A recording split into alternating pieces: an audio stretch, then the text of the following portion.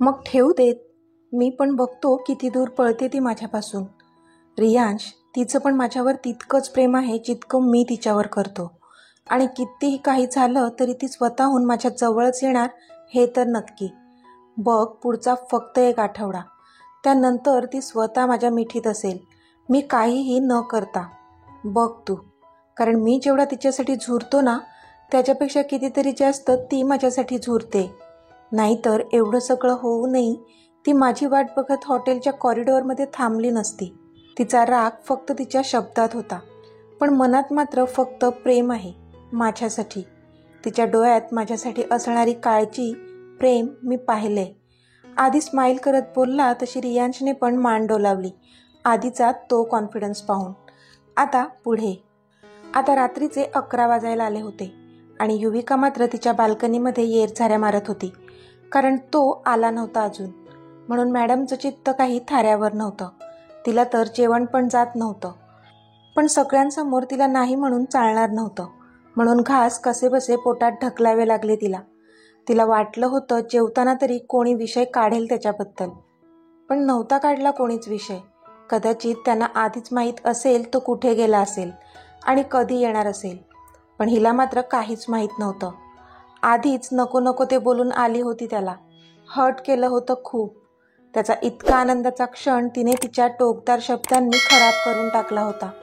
त्यामुळे आत्ता मन तर खूप बेचैन होत होतं त्याच्यासाठी. तरी देखील ती त्याला फोनसुद्धा करू शकत नव्हती. म्हणून तशीच बाल्कनीमध्ये फेऱ्या मारत होती.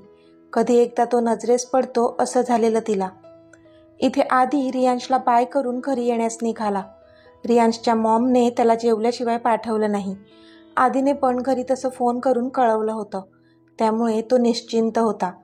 रियांश त्याला बोलला की तो सोडेल त्याला घरी, पण आधीने आधीच त्याची गाडी मागवून घेतली होती. त्याची गाडी गेटमधून आत येताना तिला दिसली. तशी ती विजेच्या वेगाने बाल्कनीच्या रेलिंगजवळ आली. नेमका त्याच्या फ्रंट लाईटचा उजेड तिच्यावर पडला आणि त्याच्या नजरेस ती पडली. त्याला कळायला वेळ लागला नाही की त्याच्याच काळजीत मॅडम अजूनपर्यंत जाग्या होत्या. तशी त्याच्या चेहऱ्यावर किंचित स्माईल आली. त्याने गाडी पार्क केली आणि तो समोरून चालत आत घरात जाऊ लागला. ती मात्र लगेचच आत तिच्या रूममध्ये पळाली. काय करू? दार उघडून बघू का एकदा त्याला? पण नको, उगाच चिडेल माझ्यावर. एकतर आधीच मी त्याला इतकं हर्ट केलंय. ती मनातच विचार करू लागली. तो भराभर पायऱ्या चढून वर आला. त्याने एकदा तिच्या रूमवर नजर फिरवली, पण तिच्या रूमचं दार बंद होतं. मग तो सरळ त्याच्या रूममध्ये गेला. फ्रेश होऊन तो झोपण्याचा प्रयत्न करू लागला, पण आज इतकं सगळं घडून गेलं होतं की त्याला लवकर झोप लागणं शक्यच नव्हतं. पण तरी तो डोळे मिटून पडून राहिला. इथे तिची पण अवस्था त्याच्यासारखीच होती. झोप तर त्याने आधीच उडवली होती तिची, पण आज जे काही ती त्याला बोलली त्यामुळे तिला पण तेवढाच त्रास झाला होता, किंबहुना जास्त त्रास होत होता. शेवटी ती पण झोपण्याचा प्रयत्न करू लागली. दुसऱ्या दिवशी दोघेही ऑफिसमध्ये होते, पण त्याचा ऑराच असा होता की जणू काल काही घडलंच नाही. ती मात्र सैरभैर झाली होती. तिचं पहिलं प्रेम तिने स्वतः धुडकावून लावलं होतं, पण आता दुःख करून चालणार नव्हतं. कारण आत्ता जे ठरवलंय ते आणि तसंच होईल. कारण कोणत्याही परिस्थितीत आत्तू आणि आईच्या चेहऱ्यावरचा आनंद बघायचा होता तिला. मे कम इन सर? तिने दरवाजावर नॉक करत विचारलं. येस प्लीज कम इन, तो बोलला. सर बोलावलंत मला? तिने विचारलं. हो मिस सबनीस, तुम्ही उद्यापासून यशराज सरांना रिपोर्टिंग करायची आणि टीना उद्यापासून तिची इथली पोस्ट सांभाळेन, ओके? तो बोलला. तशी ती आ वासून त्याच्याकडे पाहतच राहिली. व्हॉट? तिच्या तोंडून आपोआपच निघालं. सॉरी? त्याने थोडं चमकून तिला विचारलं. नो म्हणजे पण का सर? तिला आता कळत नव्हतं की काय विचारू ते. It's my decision miss Sabnis and it's final. हा माझा निर्णय आहे मिस सबनीस आणि तोच फायनल आहे. डॅडना पण मान्य आहे आणि मला असं वाटतंय की तुम्ही माझ्यासोबत काम करण्यासाठी कम्फर्टेबल नाही आहेत. तुम्हाला कदाचित भीती वाटते की मी तुम्हाला माझ्या जाळ्यात अडकवण्याचा प्रयत्न करतोय. सो तुम्ही इथे माझ्यासोबत काम न केलेलंच बरं. तो तिच्यावर नजर रोखून बोलला. त्याने तिचेच शब्द तिच्यावरच फिरवले होते. पण ती मात्र आता रडकुंडीला आली होती. तिला अजिबात वाटलं नव्हतं की तो असं काही करेल. तिने भले त्याला नकार दिला होता, पण तो हे असं सगळं करेल नव्हतं वाटलं तिला. पण महत्त्वाचं हे होतं की तिचा दिवस त्याला बघितल्याशिवाय जात नव्हता. तिलाच त्याच्याशिवाय करमत नव्हतं. घरी तर त्यांचा कुठलाच संबंध येत नव्हता. एक ऑफिसच होतं जिथे ती त्याच्याशी बोलू शकत होती, त्याला बघू शकत होती. पण आता तर त्याने सगळे रस्तेच बंद करून टाकले होते त्याच्यासोबत संबंध येण्याचे. म्हणून तिला खूप मोठा धक्का बसला होता. ती तशीच स्टॅच्यूसारखी त्याच्या समोर उभी होती, डोळ्यात आसवं घेऊन. Miss Sabnis, you may leave now. तू गेलीस तरी चालेल, तो बोलला आणि त्याचं काम करू लागला. तशी मग ती पण तिच्या डेस्कवर जाऊन बसली. आता ती तिचा चेहरा स्वतःच्या दोन्ही हाताने झाकून घेऊन बसली होती. कदाचित आतल्या आत रडत असावी. आधी त्याच्या केबिनमध्ये बसून तिलाच बघत होता. सॉरी युवी, आय नो तुला खूप त्रास होतोय, पण मला हे करावंच लागेल डिअर, कारण मला कोणत्याही गोष्टीपेक्षा आपलं नातं जास्त महत्त्वाचं आहे, तो स्वतःशीच बोलला. आता संध्याकाळ झाली होती. इथे रियांश आणि परी आज पुन्हा त्याच कॅफेमध्ये भेटले होते. रियांश आधीच जाऊन बसला होता आणि परी नंतर जाऊन त्याला जॉईन झाली.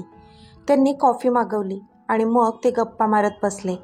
परवापेक्षा आज थोडा मोकळेपणा होता दोघांच्याही वागण्यात. सो परिणिती, मग कोण कोण असतं तुमच्या घरी?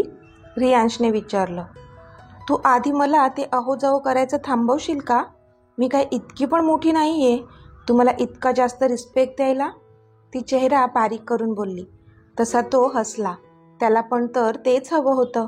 तिला हक्काने एकेरी नावाने हाक मारायची होती त्याला. ओके चालेल. परिणिती, तुझ्या घरी कोण कोण असतं मग? त्याचा प्रश्न. बाबा, आई आणि मी, आम्ही तिघेच असतो. मी ॲक्च्युली पुण्याची आहे, पण इथे जॉबसाठी आली आहे. ऑफिसमधूनच राहण्यासाठी फ्लॅट दिला आहे. त्यामध्ये अजून एक कलिग आहे सोबत, ती बोलली. ओके, मग मुंबईत कोणी नातेवाईक नाही आहेत का? त्याने विचारलं. नाही, मुंबईत आमचं कोणीच नातेवाईक नाही आहे. हां, पण एक मैत्रीण आहे, तिच्या आत्याचं घर आहे. ती सध्या तिथेच राहते. ती पण जॉब करते ना, म्हणून राहते तिथेच, ती बोलली. ओके, पण तुझं कोणीच नातेवाईक नाही आहे मुंबईत असं आता पुन्हा नको म्हणूस. हा मित्र आहे ना तुझा हक्काचा, तो स्वतःकडे हात दाखवत बोलला. त्यावर हसली ती. येस ऑफकोर्स, थँक्स, ती हसून बोलली. In friendship no thank you, no sorry ma'am, तो डोळे मिचकावत बोलला. ओके बाबा, सॉरी, उप्स, ओके ओके, ती हसत दोन्ही हात त्याच्यासमोर धरत बोलली. तसा तो पण हसला. बरं, तुझ्या घरी कोण कोण असतं? तिने विचारलं. माझ्या घरी मी, माझे डॅड आणि मॉम, त्याने हसत उत्तर दिलं. ती मात्र त्याच्याकडे बघतच राहिली, कारण एक तर तो ड्रायव्हर म्हणून कामाला होता तिच्याच बॉसच्या मुलाच्या गाडीवर. तर तिला वाटलं तो सिंपल असावा, म्हणजे अगदीच आई बाबा नको, पण मम्मी पप्पा म्हणाला असता तरी एक चाललं असतं. पण हा तर डायरेक्ट मॉम अँड डॅड. त्याला तिच्या नजरेचा रोग कळला तसा त्याने डोक्याला हात मारून घेतला. रियांश, खाल्लीस ना तू माती, आता निस्तर पटकन, तो स्वतःशीच बोलला. काय झालं? तो कसंनुसं हसत बोलला.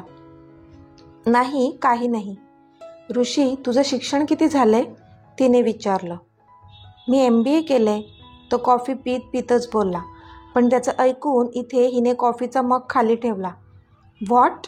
मग तू ड्रायव्हरची नोकरी का करतोस? तिने विचारलं. रियांश बाबू, फसलास ना आता दे तिला उत्तर, तो मनातच बोलला. काय करू मग, इतकं शिक्षण घेऊनही मला कुठे नोकरी मिळत नव्हती. डॅडनी इतके कष्ट करून मला शिकवलं, पण आता त्यांना गरज आहे तर माझ्याकडे नोकरी नाही. मग काय, घर खर्च चालवायला मला ही ड्रायव्हरची नोकरी पत्करावी लागली. तो मुद्दाम चेहरा बारीक करत बोलला. पण इथे तिला मात्र खूपच वाईट वाटलं त्याच्यासाठी. ओ, आय एम सॉरी, ती बोलली. इट्स ओके, आता काय करणार ना, आपापल्या नशिबाचा भाग आहे, तो नाटकीपणाने बोलला. हे ऋषी, तू मला तुझा बायोडाटा दे ना, मी आमच्या ऑफिसमध्ये देऊन बघते, ती बोलली. तसा कॉफी पिणाऱ्या त्याला ठसकाच लागला. नाही नको, म्हणजे आधीच दिलेला आहे मी माझा बायोडाटा तिथे, पण अजून काही रिप्लाय नाही आला तिथून, त्याने फेक मारली. ओ ओके, ती बोलली. तसा त्याने एक सुस्कारा सोडला. मग थोडंसं बोलून ते दोघेही आपापल्या घरी गेले. इथे युविका घरी आली होती, पण तोंड मात्र पडलेलंच होतं. आता उद्यापासून त्याला भेटता येणार नव्हतं, त्याच्याशी बोलता येणार नव्हतं, म्हणून खट्टू झाली होती ती. बुद्धीने तर सांगितलं होतं की तिला अक्षयसोबत लग्न करायचं आहे, पण मनाचं काय, त्याला कोण सावरणार? त्यात भरीसभर तो आता तिच्याकडे एका नजरेनेही पाहत नव्हता. दुसऱ्या दिवशी ती ऑफिसमध्ये पोहोचली. तोच तिने पाहिलं की तिचा डेस्क रिकामी केला होता. तिचा PC पण नव्हता तिथे. तिला कालचं त्याचं बोलणं आठवलं. तशी ती पटकन त्याच्या केबिनमध्ये गेली. येस मिस सबनीस, तो बोलला, नजर लॅपटॉपमध्येच. सर, माझा PC नाही आहे माझ्या डेस्कवर, ती तणतणतच बोलली. सो, तो बोलला, मग मी काय करू असं म्हणायचं होतं त्याला. सर, ती पुन्हा काहीतरी बोलणार इतक्यात टीना आत आली. सर, युविकाचा PC यशराज सरांच्या केबिनच्या बाहेरच्या डेस्कवर शिफ्ट केलं आहे, टीना एकदम हसून बोलली. तसं त्याने लॅपटॉपमधून डोकं वर काढलं आणि युविकाकडे बघून भुवया उंचावून तिला खुणावलं की टीना काय म्हणते ते ऐक. युविकाला मात्र खूपच राग येत होता. ती रागाने जायला वळणार तोच त्याने तिला आवाज दिला, मिस सबनीस वेट. तशी ती जागीच थांबली. तुमच्या डेस्कवर असलेल्या सगळ्या फाईल्स टीनाला समजावून द्या, कारण आत्ता ह्यापुढे तीच असेल जी माझी काळजी घेईल. तो बोलला तशी ती डोळे बारीक करून त्याच्याकडे पाहू लागली. आय मीन माझ्या कामाची काळजी घेईन, तो स्वतःला करेक्ट करत बोलला. तसं पुन्हा तिने त्याला एक रागीट लूक दिला आणि दरवाजा आपटून बाहेर निघून गेली. तो मात्र गालातच हसला. असेच 2 दिवस निघून गेले. रुटीन सेम होतं दोघांचंही, पण फरक हा होता की आता ऑफिसमध्ये पण दोघे एकमेकांसोबत नव्हते. ती यशराज ह्यांना असिस्ट करत होती, त्यामुळे दोघेही विरुद्ध दिशेला होते. त्यातल्या त्यात तो CCTVमधून तिला पाहू शकत होता, पण तिने मात्र ह्या 2 दिवसात एकदाही त्याला डोळे भरून पाहिलं नव्हतं. घरी फक्त जेवणाच्या वेळेत तो दिसला असता, पण तिथे पण तो ऑफिसमधून लेट येत असल्यामुळे लेट जेवत होता, म्हणून तिच्या नजरेस काही पडला नव्हता तो. म्हणून अगदी वेडीपिशी झाली होती ती. एखाद्या वाळवंटात असलेला माणूस तो कसा पाण्यासाठी आसुसलेला असतो, तशी अवस्था झाली होती तिची. आज रात्री ती जेवून बाहेर लॉनमध्ये फेऱ्या मारत होती. त्याच्याच विचारात मग्न होती. तोच तिला त्याची गाडी आत येताना दिसली. तशी लगेच तिची नजर त्या बाजूने वळली, तर आदी आणि मयुरी दोघेही हातात हात घालून तिला आत येताना दिसले. तशा तिने रागाने हाताच्या मुठ्ठी आवळल्या, पण त्यांचं लक्ष नव्हतं, म्हणजे असं तिला वाटत होतं, कारण आधीची बारीक नजर होतीच तिच्यावर, जी तिला दिसत नव्हती. तिने मनातच 2-4 शिव्या दिल्या त्याला आणि झपझप पावलं टाकत आत निघून गेली. कधीपासून त्याला बघण्यासाठी बेचैन झाली होती, पण आत्ता तो दिसला तर त्या मयुरीसोबत हातात हात घालून दिसला होता, म्हणून मॅडमचा राग 7व्या आसमानावर चढला होता. ती तिच्या रूममध्ये गेली आणि धाडकन दरवाजा लावून घेतला तिने. खूपच राग आला होता तिला त्याचा. पण युवी, का तू त्याचा राग करतेस? तू तर नकार दिलाय ना त्याला, मग का हक्क गाजवते त्याच्यावर? पुन्हा तिचं मन तिला ओरडून सांगू लागलं. आत्ता मात्र ती घामाघूम झाली होती. तिने पाण्याची बाटली उचलली आणि तोंडाला लावली, पण बाटलीत पाणीच नव्हतं. तशी पुन्हा चिडली ती आणि ती बाटली घेऊन खाली किचनमध्ये आली. खालच्या लिव्हिंग रूमच्या सगळ्या लाईट्स ऑफ होत्या, पण किचनचा एक लाईट सुरू होता. तिला वाटलं तिची छोटी आई असेल, पण जशी ती किचनमध्ये आली तिचा श्वासच अडकला, कारण किचनमध्ये आदी होता आणि तो त्याच्यासाठी कोल्ड कॉफी बनवत होता. त्याला पाहून ती हळूहळूच आत आली आणि त्याला नजर न देताच ती फिल्टरमधून पाणी भरू लागली. तो आसपास असल्यावर आपोआपच मॅडमचे हार्टबीट्स फास्ट होत असायचे आणि आत्ताही तेच झालेलं. तो मात्र त्याची कॉफी बनवण्यात व्यस्त होता. त्याचं लक्ष नव्हतं तिच्याकडे, अजिबातच. पण हे फक्त तिला दाखवण्यासाठी. नजरेच्या कडेतून साहेब तिलाच पाहत होते ह्याची तसूभर कल्पना पण तिला नव्हती. तिला मात्र आता आजचा तो सीन आठवला, मयुरी आणि त्याचा हातात हात घालून येतानाचा, आणि तिच्या कपाळावर आठ्या जमा झाल्या. कसली मुलं असतात. आज एका मुलीला प्रपोज केला असला तरी दुसऱ्या दिवशी मात्र दुसऱ्याच मुलीसोबत हातात हात घालून फिरत असतात आणि म्हणतात माझं खरं प्रेम आहे. कसं जमतं ह्यांना हे सगळं देव जाणे. ती तिच्याच नकळत बोलून गेली. ते तिला देखील कळलं नाही, कारण मॅडमना रागच इतका आला होता त्याचा की त्या रागाच्या भरात तिच्या तोंडून कसं निघून गेलं तिला देखील कळलं नाही. पण तिच्या त्या वाक्यानंतर त्याची तिच्यावर रोखलेली धारदार नजर बघूनच ती आतून हलली आणि पटकन तिथून सटकू पाहू लागली. पण ती पुढे जाऊच शकली नाही, कारण तिच्या हाताला जोराचा हिसका बसला होता आणि त्याने तिला ओढून आता भिंतीवर पुश केलं होतं. तिचे दोन्ही हात त्याने वरचे वर लॉक केले होते. तो आता पूर्णपणे तिच्यावर झुकला होता. त्याचा चेहरा तिच्या चेहऱ्याच्या एकदम जवळ होता. तिच्या डोळ्यात आरपार पाहू शकत होता तो. आणि ती मात्र स्तब्ध झाली होती त्याला स्वतःच्या इतक्या जवळ पाहून. सर प्लीज, काय करत आहात? ती कशीबशी बोलली. अजून काहीच नाही केलंय मी. तो तिच्या खूपच जवळ जाऊन बोलत होता, त्यामुळे त्याचे गरम श्वास तिला तिच्या चेहऱ्यावर जाणवत होते. सर प्लीज, आता ती काकुळतीला येत बोलली. What please? जर प्रपोज केल्यानंतर त्या मुलीने होकार दिला असता तर तिचा हात घालून फिरलो असतो, पण मग नकारही द्यायचा आणि आम्ही दुसरं कोणाबरोबर फिरायचं देखील नाही. असं कसं चालेल ना? तो तिच्या इतक्या जवळ येऊन बोलत होता की त्याच्या ओठांचा हलकासा स्पर्श तिच्या ओठांना होत होता आणि इथे तिची मात्र थरथर वाढवत होता. तिने डोळे गच्च मिटून घेतले होते आणि खरंच जर होकार दिला असताना तिने, तर तो अजूनच तिच्या ओठांना हलकासा स्पर्श करत बोलत होता आणि तिच्या दाबून ठेवलेल्या फिलिंग्स वाढवत होता. तिच्या तर पोटात फुलपाखरांनी धुमाकूळ घातला होता. तर काय? आता तिने कधीपासून गच्च मिटून घेतलेले डोळे उघडले आणि त्याच्याकडे पाहून आश्चर्याने विचारलं. तसा हसला तो. तर ह्या गुलाबी ओठांवर माझ्या ओठांनी माझ्या खऱ्या प्रेमाची मोहर उमटवली असती. तो तिचा खालचा ओठ त्याच्या अंगठ्याने हलका दाबत बोलला. पण त्याच्या अशा करण्याने इथे तिच्या मात्र शरीरातून एक वीज सळसळत गेली.